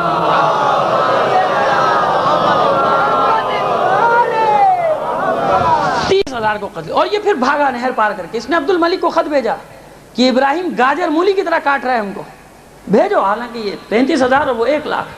اور روایتوں کے مطابق جب دوسری کمک پہنچی ہے اس کے پاس، تو دوسری کمک کے بعد اس کا لشکر 4,00,000 تک بتایا گیا ہے. لیکن میں کہتا ہوں کہ نہیں، چلو کم والا لے لو. 1,50,000 1,00,000 سے 1,50,000 کے درمیان پھر ہو گیا اس کا لشکر، جبکہ 4-5 ہزار مجاہدین بھی شہید ہو چکے ہیں. اور جب آخری معرکہ شروعات، تفصیلات میں نہیں جانا چاہتا جنگ کی، کہ پہلے ایک ایک کر کے نکلے. حسین بن نمیر نکلا، اور حسین بن نمیر کے مقابلے پر نکلا ادھر سے ورقہ ابن غارب گیا. دونوں میں جنگ ہوئی. اس سے پہلے حسین 3-4 مومنین کو شہید کر چکا تھا. اور جب ورقہ ابن غارب کے مقابلے پر آیا، اور تھوڑی دیر کے بعد انہوں نے حربہ مار کے اس کو گرایا، قتل نہیں کیا بلکہ اس کو جناب رسی سے باندھا. ان کے ساتھیوں نے زخمی کرنے کا پھر کھینچ کر لیا ہے، یہاں لے کر آ گئے کہ ادھر آ جاؤ، یہاں لے کر آؤ اس کو ساتھ. جناب ابراہیم کے قدموں میں لا کر ڈال دیا. اور یہ حسین بن نمیر کون ہے؟ حسین بن نمیر وہ ملعون ہے کہ جس نے امام کے چہرے پر تلوار ماری، چہرے پر امام کے صورت مبارک پر تلوار ماری تھی. یہی وہ ملعون ہے کہ جس نے عبداللہ ابن حسن کو، کہ جب وہ آ کے جناب اس عصر کے وقت قتل کیے جا رہے تھے جس وقت، تو ایک بچہ خیموں سے بھاگتا ہوا آیا تھا، اور آنے کے بعد چچا چچا کہتا ہوا گر پڑا تھا امام کے اوپر، ہاتھ آگے کر دیا. تو یہ حسین بن نمیر ملعون تھا کہ جس نے قتل کیا جناب عبداللہ ابن حسن کو. اور حسین ابن نمیر کے باب میں ایک روایت اور آپ کے سامنے پیش کر دوں، مسائل کی منزل بھی آہستہ آہستہ آتی جائے گی. عزیزو، یہ وہ ملعون ہے کہ جب ایک واقعہ کربلا کے بعد جا رہا تھا گھر، تو اس نے عمر سعد سے کہا تھا کہ مجھے کسی مقتول کا سر تو دے کہ میں اپنے علاقے میں جاؤں گا تو میں بتاؤں تو صحیح کیا کارنامہ کر کے آیا ہوں. تو عمر سعد نے قاسم ابن حسن کا سر اس ملعون کے حوالے کر دیا تھا، شہزادے کا سر. ایک روایت ہے جو آپ کے سامنے پڑھ رہا ہوں. ابھی مخنف نے اپنی ایک اور اخذ الاثار میں اس کو نقل کیا ہے، شاید مقتل ابی مخنف نہیں، لیکن اسی کی جو دوسری کتاب ہے اس میں اس نے نقل کیا ہے اس بات کو. حسین ابن نمیر پہنچا رے، جو اب یہ موجودہ تہران آپ دیکھ رہے ہیں نا، رے کونے میں محلہ ہے تہران کا، اس وقت یہ رے کہلاتا تھا، رے کا رہنے والا تھا. یہ وہاں پہنچا، وہاں اس نے جا کے اپنے قبیلے والوں کو بتایا کہ دیکھو ایسا ایسا ہوا، اور یہ خبیث اس کے بچے، اس کے محلے والے، اور تغرل اس کا حاکم جو تھا، اس سر سے کھیلا کرتے تھے گراؤنڈ میں میدان. دوسرے دن اس نے یہ سر ایک خاتون نامی، نیوز اور کا نام ہی خاتون تھا، اس خاتون کے حوالے کر دیا. اس خاتون نے دیکھا کہ رات کے وقت عجیب نور اس سر سے شاطع ہو رہا ہے جو آسمان کی طرف جا رہا ہے. یہ گھبرا کے گھر سے باہر نکل گئی، نہیں آئی گھر. دوسرے دن پھر لوگ آئے، اسے سر لے گئے اور کھیلتے تھے بازار میدان میں سے. تیسرے دن اس نے یہ کیا کہ یہ سر کو لے کے وہاں سے فرار ہو گئی. دن کے وقت رے سے فرار ہوئی، اور شمیران ایک جگہ، اب تو یہ شمیران ایک کونا ہے تہران کا اور رے ایک کونا ہے، پہاڑوں کے اوپر شمیرانات کہلاتے ہیں. اس زمانے میں رے الگ اور شمیران ایک بالکل دور افتادہ پہاڑی ٹیلا تھا، جہاں پہ آج آپ لوگ جاتے ہیں شہزادہ قاسم کی زیارت کرنے. جو لوگ بھی ایران زیارت کرنے جاتے ہیں، تہران میں ایک زیارت پہاڑوں کے اوپر اونچے اونچے جاتے ہیں، اس زیارت کا ہی نام ہے شہزادہ قاسم. تو میری سمجھ میں نہیں آتا تھا کہ شہزادہ قاسم کی زیارت یہاں کیسے آ گئی. تو جب میں نے یہ روایت پڑھی تو یہ ربط مجھے یوں ملا کہ یہ سر لے کے وہ عورت وہاں شمیران پہنچی، اور رات کا وقت ہوا تو اس نے وہاں سر کو رکھا اور مناجات کر رہی ہے، رو رہی ہے، پیٹ رہی. سمجھ گئی کہ کسی نبی زادے یا امام زادے کا سر ہے. کہتے کہ پروردگار مجھ پہ کشف کر کے یہ کون ہے. اور جب بہت دیر گزر گئی، نصف شب کے بعد اس نے دیکھا کہ آسمان سے تخت اتر رہا ہے اور اس پہ بیویاں ہیں، اور بیویاں اپنا تعارف کرا رہی کہ میں فاطمہ بنت اسد، میں فاطمہ بنت رسول، میں خدیجہ کبریٰ، میں آسیہ زن فرعون. یہ 5-6 بیویاں، میں مریم بنت عمران، یہ معصومہ اتری 5-6. اور اس کے بعد اور فاطمہ نامی یہ عورت کہتی کہ فاطمہ نامی جو بیوی تھی، اس نے سر کو گود میں لے کے ہائے میرا لال ہے، مات ہو گیا. میرے حواس اپنے قابو میں نہیں تھے. جب حواس میرے قابو میں آئے تو میں نے اس تخت کا کونا پکڑ لیا. میں نے کہا اے بیویو مجھے یہ تو بتا دو کہ یہ کس کا سر ہے.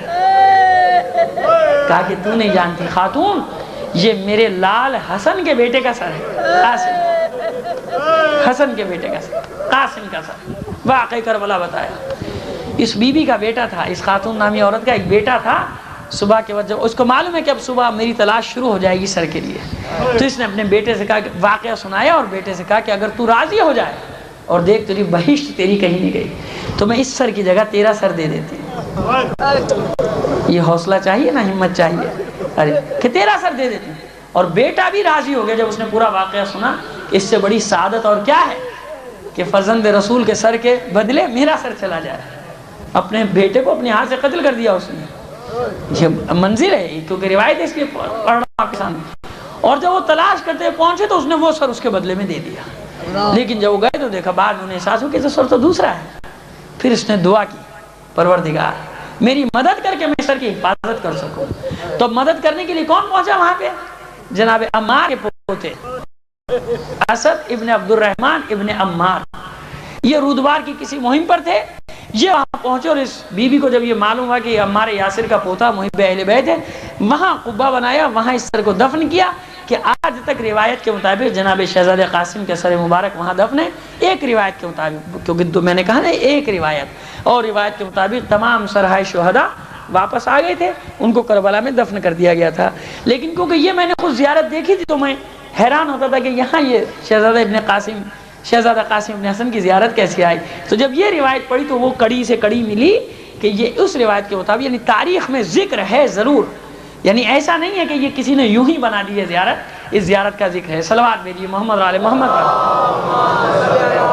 تو یہ وہ حسین ابن نمیر تھا، یہ ملعون کہ جو جناب شہزادہ قاسم کا سر لے کے گیا تھا. اس کو انجام تک پہنچایا جناب ابراہیم بن مالک اشتر نے. دوسرے دن کا جو معرکہ ہوا تو اس میں پھر شامیوں کا کوئی پتہ نہ چلا. اس میں شبس ابن ربعی بھی ملعون قتل کیا گیا. ابن زیاد جب جنگ ختم ہوئی شامی بھاگ گئے. اب محاصرہ کیا ابراہیم بن مالک اشتر نے کہا کہ ڈھونڈو یہ ہے کہاں ابن زیاد. اگر یہ فرار ہو گیا تو ہماری ساری محنت ضائع. ڈھونڈا لاشوں. پھر ایک اپنے سپاہی سے کہا جناب ابراہیم نے کہ مجھے ایک شک ہے کہ رات کو ایک حریر کا ماما باندھے ہوئے ایک شخص مجھ سے مقابلہ کیا اس نے، میں نے اس کو قتل کیا. مجھے شک ہے کہ وہ خوشبو آئی. تو مجھ کو امبر کی خوشبو کیوں آئی تھی؟ کہ جب اس ملعون کے پاس جناب سر جناب سید الشہداء پہنچا تھا تو ایک قطرہ اس کی ران پہ خون کا ٹپکا تھا کہ جو اس کی ران کو چھید کر نکل گیا تھا، اور اس کے زخم سے مسلسل تعفن اٹھتا تھا. تو اس نے ہر وقت اس میں مشک و عنبر بھر کے رکھتا تھا. تو کہا کہ مجھے اس سے مشک و عنبر کی خوشبو آ رہی تھی. تو لاشوں میں تلاش کیا گیا، اس ملعون کی لاش نکل آئی. اور پھر اس کے غلاموں نے تصدیق کی کہ یہی عبید اللہ ابن زیاد ہے. اور بعض روایت میں دوسری تاریخوں میں لکھا ہے کہ نہیں، اس کو بھی زندہ گرفتار کیا. زندہ گرفتار کرنے کے بعد بدترین انداز میں اس کو قتل کیا، اور ان کے سروں کو کاٹ کے جناب مختار کے پاس کوفہ پہلے روانہ کیا، خود پیچھے پیچھے. اور جناب یہ تاریخ کون سی ہے جس تاریخ ابن زیاد اپنے انجام کو پہنچا؟ 10 محرم ہجری 67. واقع کربلا کے ٹھیک 6 سال کے بعد این 10 محرم کو یہ تینوں خبیث اپنے انجام کو پہنچے. حسین بن نمیر 9 محرم کو، شبس ابن ربعی اور ابن زیاد 10 محرم ہجری 67 کو اپنے انجام کو پہنچے. اور جناب مختار جس صبح اٹھے کہتے کہ آج ابراہیم کی طرف سے مجھے خبر ملنے والی ہے، آج ابراہیم کی طرف سے مجھے خوشخبری ملنے والی ہے. اور ابھی ناشتے پر بیٹھے ہیں کہ خبر آئی ابن زیاد، شبس ابن ربعی اور حسین ابن نمیر کے سر اور دوسرے ملعونوں کے سر جو بڑے بڑے سردار تھے وہ بھیجے گئے خدمت میں. ناشتے پر بیٹھے سجدہ شکر کیا. اور جب 2-3 دن کے بعد جناب ابراہیم سارا لشکر لے کے پہنچے تو اب یہاں سے جناب مختار نے خط لکھا جناب محمد حنفیہ کو، جو مکے اور طائف کے درمیان ایک جگہ روپوش ہیں. اب یہاں سے دیکھیے جو لوگ تھوڑا سا شک کرتے ہیں اس باب میں، مصلحت امام بھی ایک شے سوال کیا گیا تھا، حالانکہ میں بتا چکا ہوں مصلحت امام اس وقت یہی تھی. اگر امام خود سامنے آ جاتا، جناب سید سجاد سامنے آ جاتے تو لوگوں کو تو ساتھ پھر بھی نہیں دینا تھا، کیونکہ ابھی آپ دیکھ لیں گے کہ خود جناب مختار کا انجام کیا ہو. وہ نتیجہ حاصل نہ ہو پاتا جو امام حاصل کرنا چاہ رہا تھا. امام اپنے مشن میں لگے ہوئے تھے. 2 محاذ ہوتے ہیں، ہمیشہ یاد رکھیے، ایک علمی محاذ ہوتا ہے اور ایک جنگی محاذ ہوتا ہے. کبھی جنگی محاذ کی اہمیت زیادہ ہے، کبھی علمی محاذ کی اہمیت زیادہ ہوتی ہے۔ امام جانتے ہیں کہ یہ ایک طرف جنگ ہو رہی ہے، دوسری طرف خود ترویج ہے علوم اہل بیت، مذہب اہل بیت کو کیسے آگے بڑھایا جائے، بنیاد ڈال رہے ہیں مدینے میں تاکہ آنے والی اولاد پانچواں امام اور چھٹا امام دانشگاہ امام جعفر صادق کی بنیاد رکھ سکے۔ صلوات بھیجو۔ آج بہت ہو گیا، بس ایک بات میں اس کو بالکل چاہے بے ربط تو یہیں چھوڑ دوں گا، مجھے احساس ہے آپ لوگوں کی تھکاوٹ کا، تو بس میں نے ختم کر دیا، نہیں اس سے زیادہ نہیں۔ صلوات بھیجو۔ لیکن یہ ایک جملہ جو میں نے آخر میں کہا یہ بے ربط ہے، یہ بے ربط ہے نہیں حضور، میں اندازہ کر رہا ہوں لوگوں کا، تو ایک جملہ میں آپ کی خدمت میں واضح کرنا چاہتا ہوں کہ عزیزو، یہ دور بھی جو ہے نا ہمارا، اگر جنگیں جیتنا ہے تو علمی محاذ کو مضبوط کر دو۔ بندوقوں سے تلواروں سے جنگ نہیں جیتی جاتی، علم سے جنگ جیتی جاتی ہے۔ جس قوم نے علم کے میدان میں اپنا لوہا منوا لیا، اس کو نہ ایٹم بم ہرا سکتا ہے نہ ہائیڈروجن بم ہرا سکتا ہے۔ جاپانی قوم، آپ مثال آپ کے سامنے، 2 ایٹم بم کھانے والی قوم علمی میدان میں جب آگے بڑھی تو آج پوری دنیا کے مارکیٹوں بازاروں کو اس نے قبضہ کر رکھا ہے، الیکٹرانکس ہوئی ہے، وہ جو ایک مثال دے رہا ہوں۔ تو عزیزان محترم یہ میدان ہے، اور یہ اس لیے حوالہ دے رہا ہوں کہ وہ شروع میں جو ایک اعلان آیا تھا، میں تو سوچا تھا وہ ہو ہی نہیں پائے گا، لیکن خود بخود ایک جملہ ذہن میں آ گیا اس حوالے سے میرے کہ سیرت فاؤنڈیشن کے جوان جو کام کریں ان کے ساتھ مدد کریں، یہ خالصتاً علمی کام ہے، مدد مالی مدد کی بات نہیں کر رہا میں، وہ تو خیر ایک الگ جگہ، وہ تو پروردگار کر ہی دیتے، نہیں ان کے ساتھ اور انداز میں جس میدان میں ان کے ساتھ اپنی صلاحیتیں استعمال کیجئے، اپنی صلاحیتیں ان کے حوالے کیجئے اور ان کو اپنے ساتھ ملائیے، علمی میدان میں آگے بڑھیے، دیکھیے خدا کتنی جلدی آپ کو سرخرو کرے گا۔ علم ہے جو انسان کو آگے لے کر جاتا ہے، یہی علم۔ ہمارے یہاں کمپیوٹر دیکھیں، معذرت کے ساتھ ایک جملہ کہہ دوں، اب کہہ دوں اور زبان پہ آ گیا تو میں کیا کروں، دل میں رکتا تو ہے نہیں میرے۔ دیکھیے بہت اچھی بات ہے، آپ کروڑوں اربوں روپیہ خرچ کرتے ہیں زداری پہ، خدا آپ کو اور توفیق دے، آپ خربوں خرچ کریں، خربوں خرچ کریں، آپ ذریع بنائیں، آپ شبی بنائیں، آپ امام بارگاہیں بنائیں۔ دیکھیے خدا را جس انداز میں کہہ رہا ہوں اسی انداز میں سمجھنے کی کوشش کیجیے گا، اس کو ادھر ادھر نہ کیجیے گا، میرے الفاظ کو استعمال کرنے کی کوشش نہ کیجیے گا غلط انداز میں۔ دیکھیے آپ کریں نہ کریں، میں آپ سے ایک بات پوچھنا چاہتا ہوں کہ اس کا تھوڑا سا حصہ عزاداری کی حفاظت کے لیے نہیں خرچ کر سکتے؟ حفاظت تو نہیں، حفاظت کیا ہے بھائی، کر تو رہے ہیں حفاظت، یہ اتنے سارے مسلح گارڈ بیٹھے ہیں، پولیس بیٹھی ہے، فوج بیٹھی ہے، ہمارے جوانے کر تو رہے نہیں عزیزو۔ حفاظت کیسے ہوگی؟ حفاظت ایسی ہوگی کہ جہاں اتنے اخراجات کر رہے ہو خدا کے لیے، ایک medical college, engineering college, computer college, یہ حسینیت کی خدمت ہے بابا، عزاداری کی خدمت ہے، یہ سمجھو اگر اس بات کو، یہ خدمت ہے، دین کی خدمت ہے۔ جہاں اتنی بڑی بڑی زمینیں، کونا رکھ دو کہ یہاں کمپیوٹر انسٹیٹیوٹ ہوگا، یہاں انجینئرنگ انسٹیٹیوٹ ہوگا، یہاں میڈیکل انسٹیٹیوٹ ہوگا، پھر دیکھو کہ کتنا ثواب، حسین خوش، زہرہ خوش، علی خوش، رسول خوش، خدا خوش، اہل بیت خوش۔ صلوات ترقی، وہی قومیں ترقی کرتی ہیں جو ان میدانوں میں آگے جاتی ہیں، جو ان میدانوں میں سمجھتی ہیں کہ ہمیں کیسا۔ مشنری کو نہیں دیکھا، جگہ جگہ پچھو بٹھا رکھے، پوری دنیا میں انہوں نے قبضہ کر رکھا ہے، ذہنی اسیر بنا دیا آپ کو، کسی قابل ہی نہیں چھوڑا، آپ نہ مسلمان رہے نہ عیسائی رہے، بیچ میں آپ لٹکے ہوئے، کچھ پتہ ہی نہیں چلتا آپ کا حرکات و سکنات سے کہ بھئی پورے مسلمان ہو یا پورے عیسائی ہو، کیا ہو، پورے مسلمان ہو نہیں سکتے، پورے عیسائی بھی نہیں بن سکتے، کریں کہ آخری کدھر جائیں۔ یہ مشینری کا کام تھا، یہ اسکولوں کے ذریعے سے، یہ انگلش اسکولوں کا جو جال بچھایا کہ آج مسلمان ملک، امریکہ یورپ میں تو مسلمان مقدمے لڑ رہے ہیں کہ ہماری بچیاں حجاب سے جائیں گی، فرانس میں مسلمانوں نے کیس دائر کر رکھے، اور یہاں کے اسکولوں سے نوٹس آ جاتا ہے کہ بھئی آپ کی بچی پردہ کر کے نہیں آئے گی، نہیں آ جو نکال لو، نام داخل نکالو اسکول سے۔ یہ ہمارے ملک کا حال ہے، یہ پاکستان میں اسکولوں کے وہ قانون چل رہے ہیں کہ نہیں جی حجاب نہیں ہوتا یہاں، یہ روسری پھینک کے آؤ، کیوں؟ کہتے ہیں جی رومال سر پہ باندھتی ہے عقل خبت ہو جاتی ہے، بند ہو جاتی ہے۔ تو ان کی عقلیں کھلی ہوئی ہیں، جن کے سارے لباس آہستہ آہستہ اترتے چلے جا رہے ہیں، ان کی عقلیں کھلی ہوئی ہیں۔ صلوات بھیجے محمد اور آل محمد پر۔ ختم کر دیا میں نے۔ تو یہ ایک میسج تھا آج جو دینا تھا، اس واقعے کو میں نے بے ربط اسی لیے چھوڑا کہ آپ متحمل نہیں ہو سکتے، کیونکہ میرا بھی مسئلہ یہ کہ میں شروع کروں گا تو اس کو بھی آخر تک پہنچاؤں گا تو 11:30 بج جائیں گے، کیونکہ مجلسیں بھی 2 ہیں، اس لیے بھی مجبوری ہے کہ مجھے تفصیل بتانی ہے۔ عزاداران حسین، بس میں نے آپ کے سامنے ذکر کیا تھا نا شروع میں کہ حکیم بن طفیل یہ ملعون قاتل کہ جس نے وار کیا تھا سر پہ جناب عباس کہ سر پہ گرز کا۔ بس میں چاہتا ہوں کہ اتفاقاً آج 8ویں شب بھی ہماری ملی ہے تو 7ویں مجلس، لیکن اب 8ویں لگ جائے گی، آج 18 ہے، تو دل چاہتا ہے کہ عشرے کے دوران ایک نہ ایک مجلس منسوب کر دی جائے کسی شہزادے کے نام سے. تو عزیزان محترم بس یہ عباس وہی شہزادہ ہے نا کہ جو ڈھارس ہے اہل حرم کی، علی کا لال، حرم کی ڈھارس، بیویوں کی ڈھارس. رخصت ہوئے گئے، بات چیت بھی ہوئی. زینب نے بتا بھی دیا کہ اب عباس اب یقین آ گیا کہ یہ سب کچھ ہوگا ہمارے ساتھ. عزاداران حسین جناب عباس نکلے، جنگ کی، گھاٹ پہ قبضہ کیا، پانی بھی بھر لیا مشک میں، واپس چل پڑے. کوئی نافع بن مالک جس کا میں نے بتایا کہ پہرے دار، اس نے چاروں طرف سے حکم دیا کہ تینوں کا میں برسا دو، پانی نکل گیا تو غضب ہو جائے گا، پانی نہ جانا چاہیے. عزاداران حسین بس تینوں کا میں برسا. اور جناب عباس کی حالت یہ ہے کہ جب ایک بازو قلم ہو چکا، دوسرا بازو قلم ہو چکا، اپنے آپ کو بس مشکیزے پر جھکا دیا. علم گر چکا ہے، علم ٹھنڈا ہو چکا ہے. حسین دیکھ رہے ہیں دور سے، کبھی گرتا تھا کبھی اٹھتا تھا. آخری بار جب گرا حسین سمجھ گئے کہ میرے شیر کے بازو قلم ہو چکے ہیں، اور اب دو ذمہ داریوں میں سے ایک ذمہ داری کو پورا کرنا تھا کہ یا علم بچا لے یا مشکیزہ بچا لے.